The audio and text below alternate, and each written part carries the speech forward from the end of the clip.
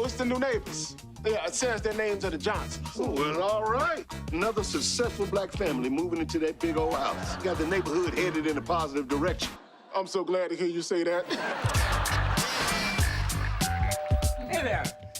Hello.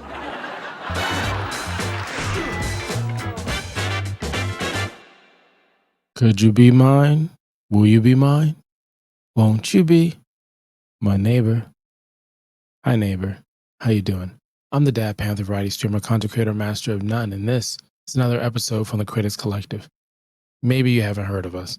If you could hit the like button, subscribe, then maybe the next person won't sit there and say, I've never heard of you.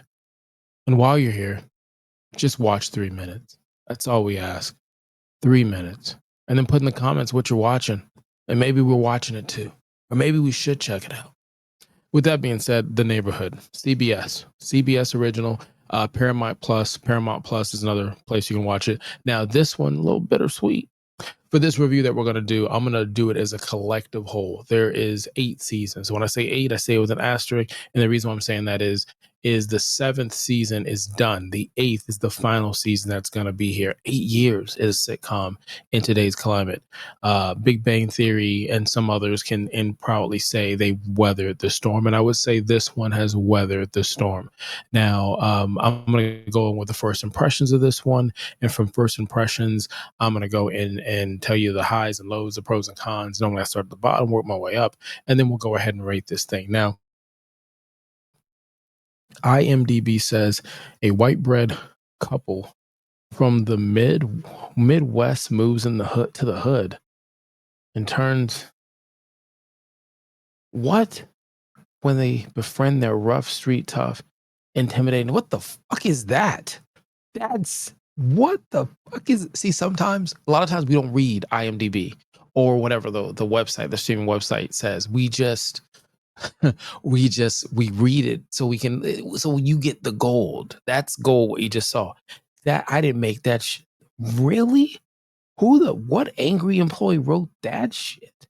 That's wild. I wouldn't word it like that. Let me tell you how I word it, and I've seen every episode except for the news ones that for season 8.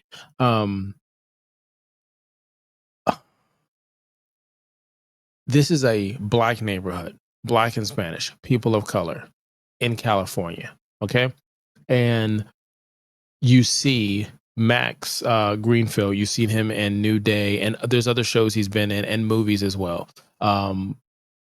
He's the boyfriend love interest to Rolling Point or Playing Point or whatever that movie we saw, or was a series on Netflix. There's a check in the comments, tell me what it is, but we did a review of it. He's the love interest in that one. But anyways, they're moving from Michigan. It's him, his wife, and his son, which I think his son's name is Max. But, point blank, they're moving. And they've got like a racist, ignorant sounding grandmother.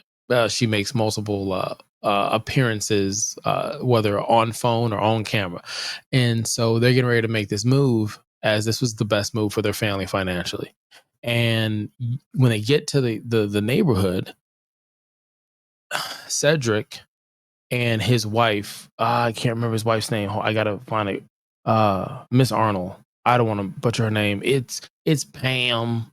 Pam from Martin. Love her. And she was also Everybody Hates Chris. And she's done some other stuff. Beautiful singing voice as well. So anyways, and she's done voiceover work for cartoon characters and stuff. But point blank, they have 2 sons. One's an adult that just stays at home and trying to figure stuff out. Look for our review for Papa's House. And then the other one went to the Trojans, University of Southern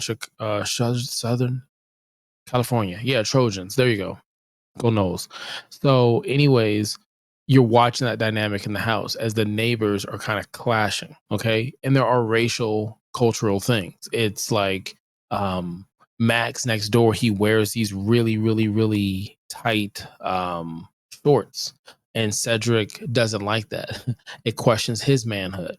Or episodes where they go to the barbershop and the next door neighbor's character, he wants to go to the barbershop. And so it's the conversations that happen in a barbershop and your relationship with your wife and your wife controlling the household. Or does she control the household? Or, wigs. There's an episode about wigs in here. There's also an episode about wigs in Papa's House. But anyways, So that's what I would say. I would say it's two neighbors culturally in a different situation where the people of color in this one have home field advantage. Um, my first impression of this was I just want to watch a show where there are people that look like me, you know, and I want to be entertained. And I was looking for a sitcom after all the dramas and documentaries and stuff that we do. Look at our library and just pick something.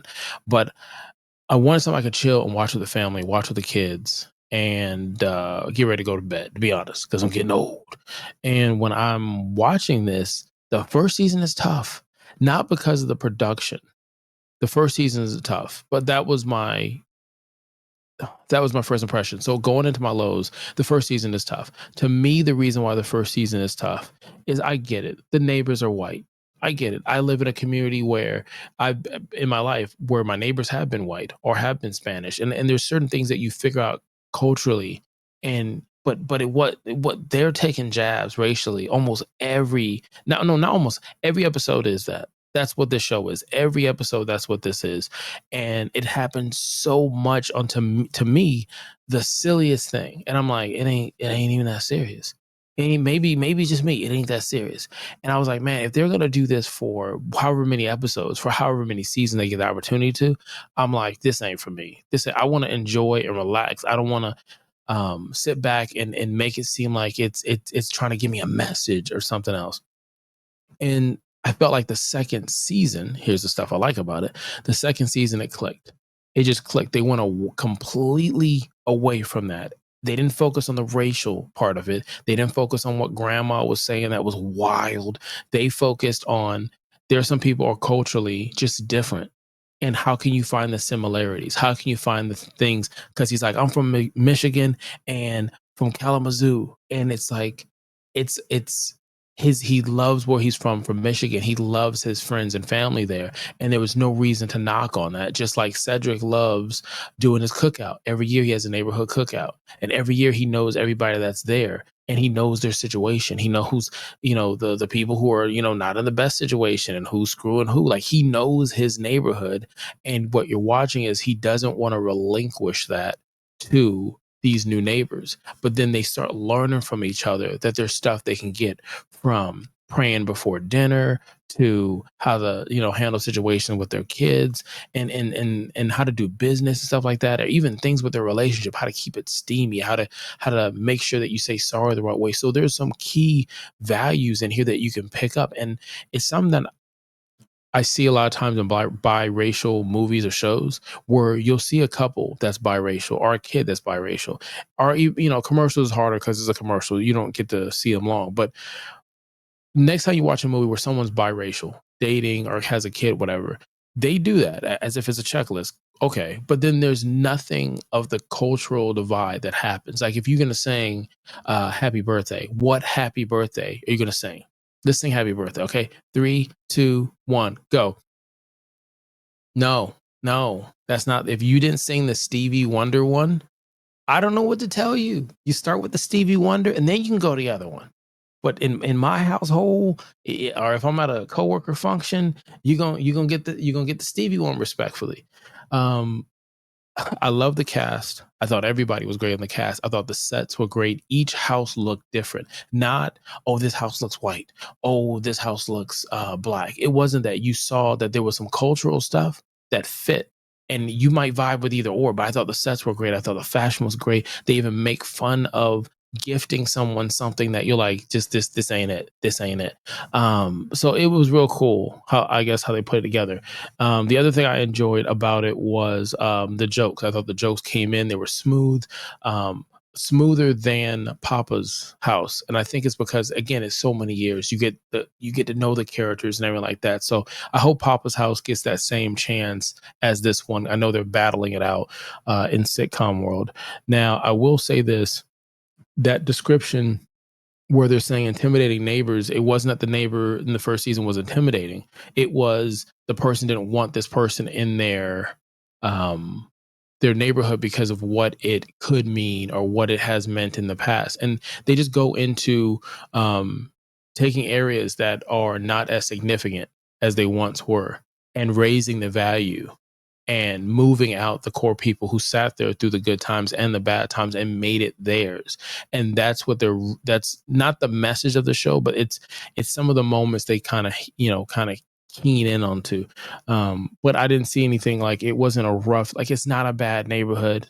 It's not the PJs, remember that claymation from Fox? It's not that. It's a respectable neighborhood, and it's just a neighborhood. Like, they even throw some shoes on the wire, if you know what that means. But there's nothing really of it that seems like a neighborhood. At least for me, maybe I was raised different. I didn't look at it as the hood. I could take it to some places. I was thinking about, we can't go to the slums. Where I can't say it because YouTube will shut us down. But anyways, it is time for us to rate this. So how we do our rating system is simple. It goes from 0 to 5, 5 being the greatest thing ever, 4 being good, average is 3, and it works its way down. Now, for this show, 7 years, I'm watching it. I'm putting it with all the other shows I've been watching. My family likes watching it. We watch leftover reruns, and for this show to grab, especially my teenage son, who, TikTok and all the other stuff, for him to put the phone away and watch it, for my daughter to put the tablet away and watch it, and for her to say neighborhood, and she actually calls it seasoning to the end of hood. That's just a credit of what they put together. I'm gonna give this a 4. It is good. I think it has replay value. I think it's like the Upshaws. I think it's not as, the Upshaws is a little bit more turned. The Upshaws is a little bit more turned. They're talking about some different stuff, and for that one, that's a little turned. But if you want a notch down that gives you like 90s sitcom TGIF vibes, then this will be it. Now, like I said before, I'll give it a 4. I did a review on Papa's House. Check that out. It's another show I enjoy. I hope that Papa's House gets the same opportunity that this show got. And I don't know why it got the run it got. I don't know if it was because of what they're talking about. But if you go by the first season alone, it should have made it past the first season, in all honesty. But it's here, and it did. And you're here, and you didn't have to be here, and I greatly appreciate that. Give us a try, 3 minutes. Pick another video, watch 3 minutes, and let us know what we should be watching or what you're watching right now. Hit the subscribe button, like, follow, and sub for more. The road to a million. I don't say a million. I'm about to say a million has continued, and it will continue on with your support. Until next time, kalika-lika-lao.